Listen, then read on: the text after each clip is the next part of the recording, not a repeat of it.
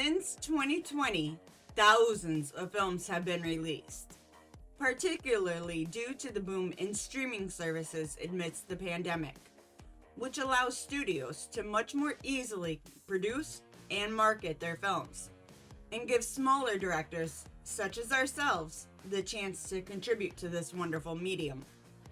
We wanted to take a look back at some of the films released and point out some of our favorites. Before we begin, please like, share, and subscribe to our channel.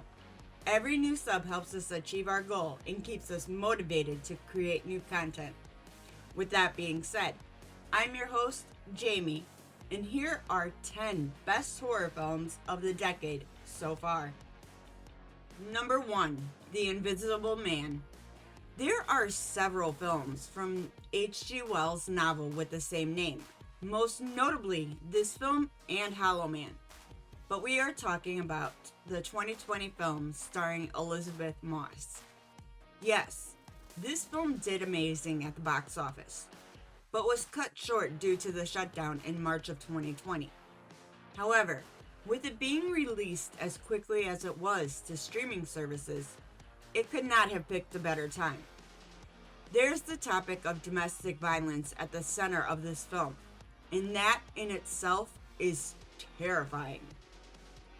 So, Cecilia, played by Moss, is in a horrible relationship with Adrian.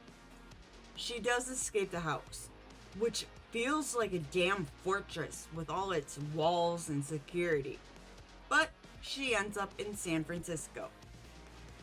Feeling a little safer, she enjoys 2 weeks until Adrian suddenly dies, leaving her a ton of money. But something isn't right. She starts noticing things that others aren't, and she just feels him all around her. All the while, everybody is thinking she lost her mind. There's times where she can hear him breathing right by her, or pictures being taken that shouldn't have been, or even things being moved with no explanation. She's onto him, and she has to fight to survive. Cecilia is one hell of a badass, taking her life in her own hands, and not letting anybody take her down. However, the road to safety is a treacherous one, and lonely at that. Moss brought Cecilia to life, and you can just feel that fear she has. It's almost primal. So check this out over on Fandango, Google Play, Apple TV, or Amazon Prime. You won't regret it. Number 2, Host. Rob Savage directed this unique and terrifying film in 2020, and it was a huge success, as it should be. So this film is entirely done on a Zoom call. All the actors were in charge of their space, stunts, makeup, everything, and it played out so well. So let's dive into this film. We follow a group of friends who get on a Zoom call for a weekly visit in the midst of the pandemic. Everything seems great for the friends, but yeah, we all got a little bored during this lockdown. Anyway, one week the friends decide to do a virtual seance, and one of the girls gets bored and makes up a story. Well, this brings forth a tulpa, which is an entity created by a person, essentially an imaginary friend of sorts that becomes real. So, the tulpa comes into being because of this girl's story, and is able to travel from person to person via the internet. Each member of this particular Zoom call have things happen in their own homes. Considering this was a 12-week filming project and done in this fashion, it's hard to believe it's as scary as it is. You're almost in the midst of all the action, watching as I participate in this call. Only you have no voice or power to change anything that's happening right in front of your eyes. The entirety of this movie is just wow. Like, I was shook, but it was so worth it. I love all the individualism of this. Plus, it's a great cast. And Rob Savage did a phenomenal job directing. Jump on over to AMC Plus, Sling TV, Roku, Fandango, Google Play, Apple TV, Redbox, or Amazon Prime to get the scare of the decade. Number 3, Talk to Me. I am truly curious as to who would ever touch a severed, embalmed hand. Gross. But anyway, Sophia Wilde stars as Mia in this film from the studios of A24. This is the company's highest ever grossing film, making it the 3rd highest ever, and it does not disappoint. We follow Mia as she struggles to grieve her mom who passed 2 years prior, and her best friend go to a party where they are able to communicate with spirits because of this hand. There's a few rules though, such as don't hold the hand longer than 90 seconds, and make sure to open and close the door by using a candle. Well, Mia becomes a little obsessed with this hand as she wants to connect more with her mom. You can tell her best friend doesn't like this idea, but Mia doesn't listen and continues on this road of obsession to possession. There's very many intense scenes. The cinematography is brilliant, and the themes will have you talking. One in particular is self-destruction, so some caution coming into this. And Sophie's voice for the demonic possession is undeniable. It is perfect the way she does it. Literally had the hair on my neck standing up. Perfectly terrifying. This film will have you wanting more. And guess what? There is a sequel in the works. I'm so excited. So head over to Hulu, Fubo, Sling TV, Roku, Paramount Plus, Fandango, Amazon Prime, Apple TV, or Google Play to check this out. And remember, don't let anyone in. Number 4, X. A24 Studios has a knack for producing great films that really edge on extreme sometimes. But regardless, this one is definitely up there in the extreme. It received a lot of positive reviews from critics, and even had a prequel, Pearl, that was released in 2022, just 6 months after this one. And there's a sequel, Maxine, which should hit theaters this July. The film has a lot of inspiration from many different fields, but it works. So this takes place in 1979, where a bunch of people go out to an isolated farmhouse in Texas, where they plan to shoot an intimate film. Well, the old man that owns the property doesn't really like this group of people, and does warn them that his wife is not well. Sir, no. She's batshit crazy. The old woman, Pearl, is a homicidal maniac and often watches one of the girls, Maxine, as she reminds her of herself when she was younger.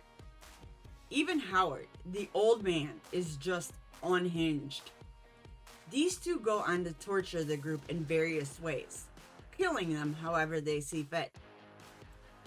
They kill one guy and leave his corpse for his girlfriend to find.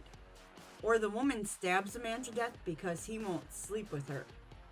Even the sheriff at the end of the movie has some nice commentary and had me dying because it's one of those I'm not meaning to be sarcastic quotes. But the screams are surreal and the special effects are awesome.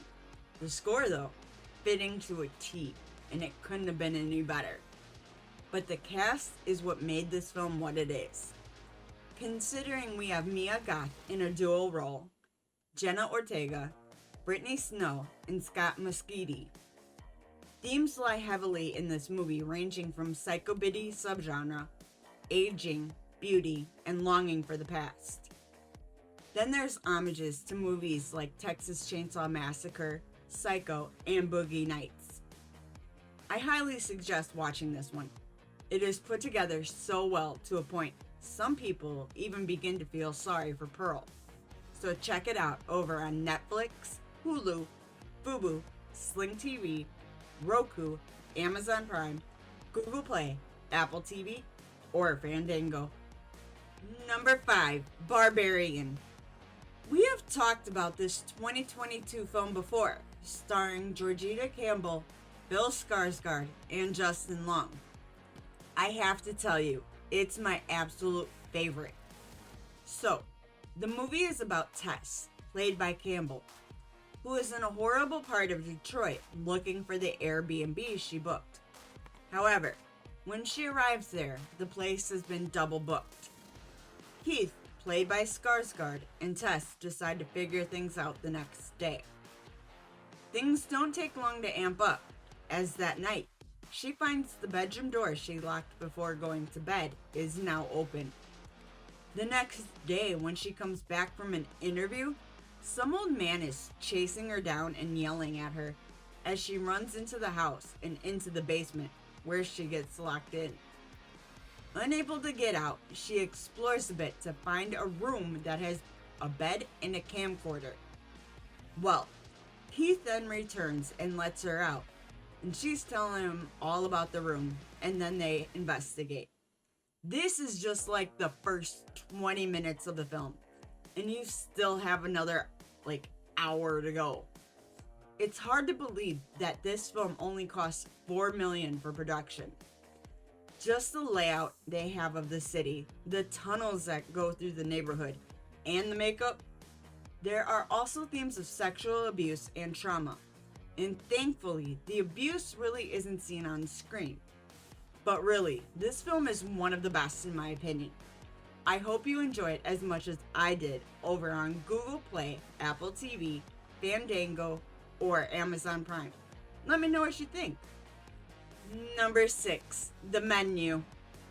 More of a dark comedy at times, this film did receive 5 nominations, including Best Thriller and Best Actor. Also getting a lot of positive reviews from critics and audiences alike.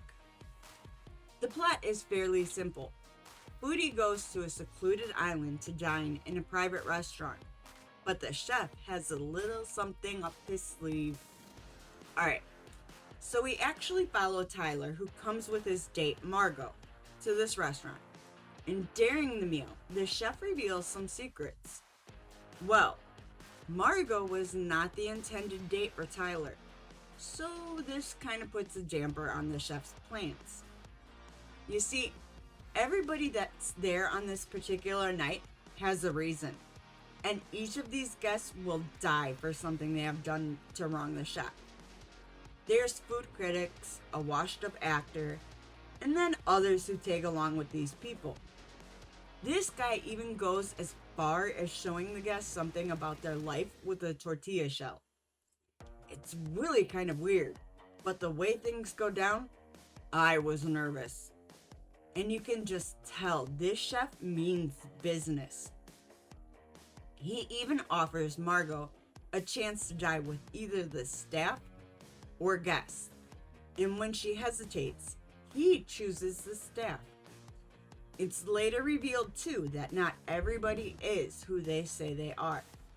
With a lot of twists and turns and jumps, I'm positive you will love this film. It takes a dark edge of comedy and blurs the line with horror, so it can get you in your feelings. Sometimes you'll be laughing and others you will be frightened. So, take a trip over to Fandango, Google Play, Amazon Prime, or Apple TV to give this one a try. Number 7, Fear Street Part 2, 1978. Fear of the unknown is always around, and when we bring in witchcraft and devil worship, it seems to ebb on our nerves, making us fear it even more. While this is a trilogy and all 3 are good, this one just really amps up the scare factor even more. So when the film starts, we are in 1994, and one of the girls seems to be possessed by some unknown entity. This is where our crew needs to go back in time to 1978 and visit Camp Nightwing. Things start off good there, just a bunch of pranks and people getting to know each other.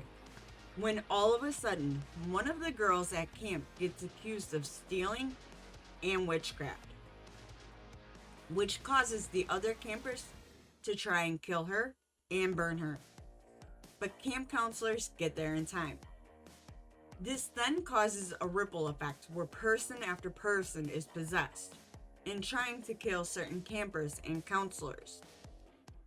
I can't spoil too much because it is just so intense. Yeah, there's a lot of one-liners and some pretty funny pranks, but overall, I was on the edge of my seat waiting for the next part. I just had to know what was gonna happen. Like, I read R.L. Stein's Fear Street trilogy, and they were good, but to take those books and put them into a 3-part trilogy, fabulous. So, if you're looking for a good series, I recommend this one. But I will tell you, this one is my favorite. Head on over to Netflix to check it out, as well as the other two. Hey folks, sorry to interrupt, but we just launched our very own merch store at fatninja.shop. We sell everything from t-shirts, hoodies, mugs, and more, so we would greatly appreciate it if you checked it out. All the proceeds go to our future projects, so it helps us make any kind of movies and short films that we want to make in the future. So if you got time, check out fatninja.shop. Thanks again, and back to the video. Number 8, Speak No Evil. Originally, I had no idea why this film was named this way, but after watching it, it's a very fitting title. The film really plays on the stranger danger concept, with some dark humor and some realistic terror. Even though this movie takes place in 3 countries, English is still the main language. Sure, there's some Dutch and Danish, but don't let that discourage you. So, let's dive in. We start off with our main family in Tuscany with the second family. And I'm sorry, but I am not gonna try with these names right now. So family 1 gets invited to come stay at family 2's cabin. And things seem normal at first. They all seem to get along, except the dad of family 2 is very different. Even abusive towards his son, and sometimes everybody else. Well, the dad of family 1 stands up for the son, and tensions start to rise. Dad 1 then looks around the property to find a shed that is plastered with pictures of family 2 with other families. He gets suspicious and wants to leave when they are manipulated into staying. This just takes a turn and it becomes a fight for survival. It is a brilliant film with an amazing score and amazing cinematography.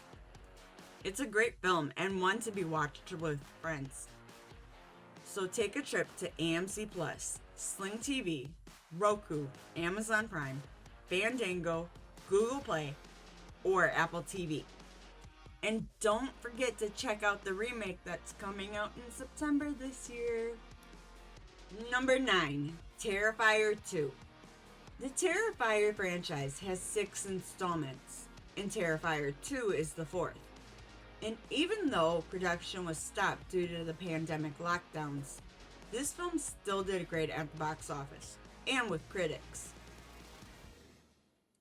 Damien Leone did everything to make this film come to fruition, and even launched his Indiegogo campaign in making so much more than his goal. So it's impressive. And if you have coulrophobia, this will really hit the mark. So, we follow Sienna, who starts off making her Halloween costume, which is a warrior angel. Her brother seems to have found a fascination with Art the Clown, who is depicted in an old sketchbook of their fathers, who recently passed away. That night, Sienna's dresser is on fire, but the sword from her dad is still in perfect condition. So, Art the Clown has the ability to become invisible, as if being a clown alone isn't enough. He goes around killing whoever he can, and it is brutal. Sienna and her brother Jonathan have to deal with the mayhem that ensues. Okay, so I am terrified of clowns, which just made it that much more creepy for me. And the way David Howard Thornton portrays the clown is just bizarre. The sequel will be released sometime this year, so make sure to check that out as well. But for now, head over to Tubi, Pluto TV, Roku, Fandango, Plex, Peacock, Amazon Prime, Google Play, Apple TV, or Redbox for the whole story. Number 10, Bones and All. Not only is this a horror film, but it does have a romance side to it, so it's a bit of both worlds here. Set in 1988, we follow Marin, who is just your typical teenage girl at the time, until she bites off the finger of a classmate and eats it. She spooks herself so much that she runs home to her dad and they relocate. However, on her 18th birthday, the dad leaves her with some money and a tape recorder, which has a message from the dad stating that he can't be with her anymore because he feels she doesn't feel bad about anything she has done. Well, she ends up traveling back to Minnesota. And on her trip, she meets Lee, who is another person like her, what they call eaters. The two have some up and downs that make her leave at one point, but they reconnect. And we even meet Lee's family, which I'll tell you is a little disturbed. Ultimately, Marin does find out what happened to her mother and what the mother wants done to her. Jammed packed with tension, love, and cannibalism, I'm sure you will enjoy this movie. Critics praised it as much as I do, and you will too. It has a great cast, stunning scores, and brilliant cinematography. One for the ages. So head over to MGM Plus, Amazon Prime, Sling TV, Fellow, Roku, Google Play, Apple TV, or Fandango to see this story in its fullest. Thanks for checking out the video. Did we leave any films off the list? Let us know in the comments. If you enjoyed this video, please like, share, and subscribe to our channel. Don't forget to tap that bell icon to stay up to date with our latest releases. You can reach out to us on Twitter or X at StudiosFat, or chat with us on Discord, linked below. Make sure to check out our very own merch store over at fatninja.shop. All proceeds go to our future film projects, so we'd greatly appreciate it. I've been your host, Jamie. Thanks again. Take care.